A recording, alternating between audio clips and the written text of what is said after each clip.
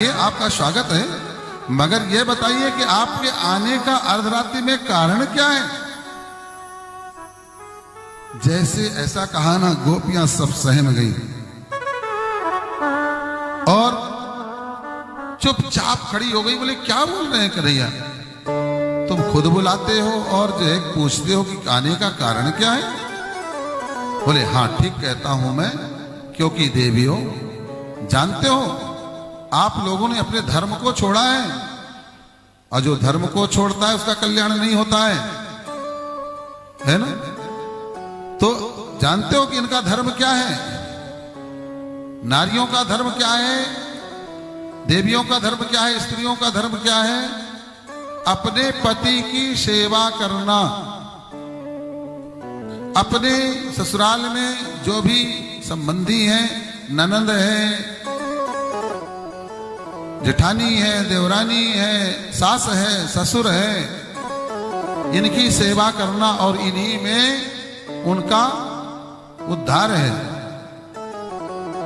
और यहीं से उनका कल्याण हो जाता है, मेरे परम धाम को जाती हैं। इनको छोड़ करके जो पूजा भक्ति में लग जाती हैं, इनकी अवहेलना करती हैं, वो मुझे नहीं पाती। इसलिए तुम लोग ऐसा करो, नारी धर्म का निर्वाह करते हुए तो जो है वापिस हो जाओ।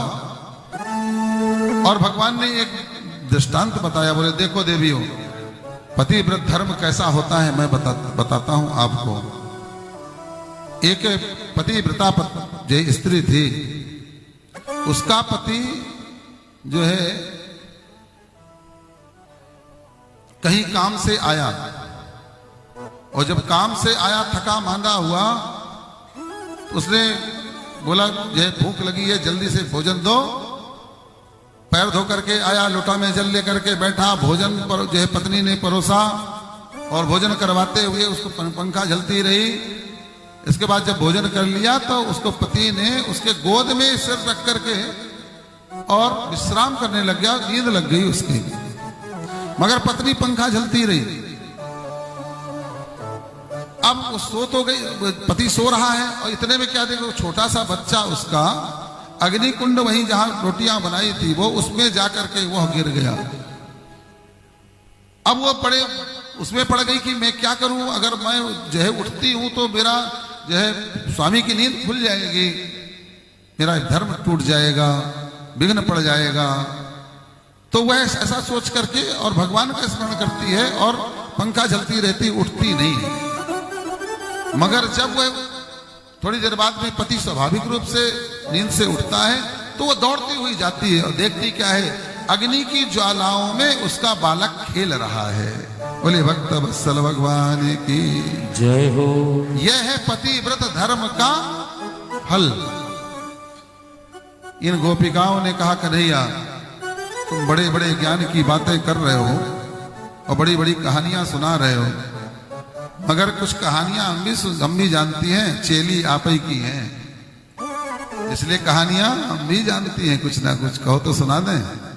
बोले हाँ बताओ क्या सुनाओगी।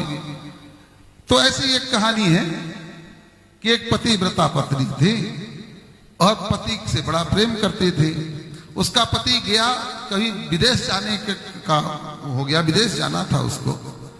अब वो पत्नी कहे हम आपके बगैर कैसे रहेंगे, आपके बगैर कैसे रहेंगे, नहीं रह पाएंगे।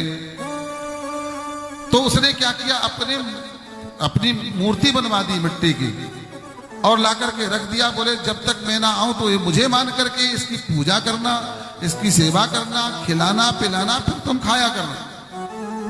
और वो चला गया। ये सब काम धाम निपटा करके यही करती, पति की पूजा करती, भोग लगाती, पहले पति को भोजन करवा देती ऐसे झूठा मूठा जो है, और जो है रख देती, फिर उसको खाती है ना, झूठ मूठ का। अब पति मिट्टी का तो खाएगा नहीं, मगर भावना तो है अपने, तो करती हुए ऐसा। और ऐसा करते करते उसको बहुत समय गुजर गया और एक दिन उसका पति जो है विदेश से वापस आ गया। और वापस आया तो उसी समय पर आया जब वह अपने पति की पूजा में व्यस्त थी। अंदर से कुंडी लगा करके अपने काम में लग जाती थी। अब बताओ वहां पूजा में वो व्यस्त है और पति आया और दरवाजा खटखटा रहा है। अब बताओ कन्हैया कि उसको, उस स्त्री को क्या करना चाहिए? वो पूजा में लगी रहे कि जाके दरवाजा खोले? भगवान ने कहा, अरे पागल हो गई हो? अरे मिट्टी की मूर्ति के का पति तो तब तक था जब तक कि वास्तविक पति गया था विदेश, और जब वास्तविक पति आ गया तो मिट्टी के पति की पूजा करने की आवश्यकता कहां रहेगी? बोले बिल्कुल सही पर कहा है आपने, हम भी वही कह रहे हैं। हे कन्हैया, ये जितने भी आपने हमें, जब तुम हमसे दूर हो गए हो ना, सारे जीव के पति तुम ही हो, है ना? मगर तुम दूर हो गए, हमें मिट्टी के माधवों को पकड़ा गए हो। इनकी पूजा तब तक करने के लिए कहे जब तक वापस ना आ जाओ, और जब आप वास्तविक पति मिल जाए तो कहीं मिट्टी के माधवों की पूजा में लगे रहना चाहिए। बोली भक्त वत्सल भगवान की।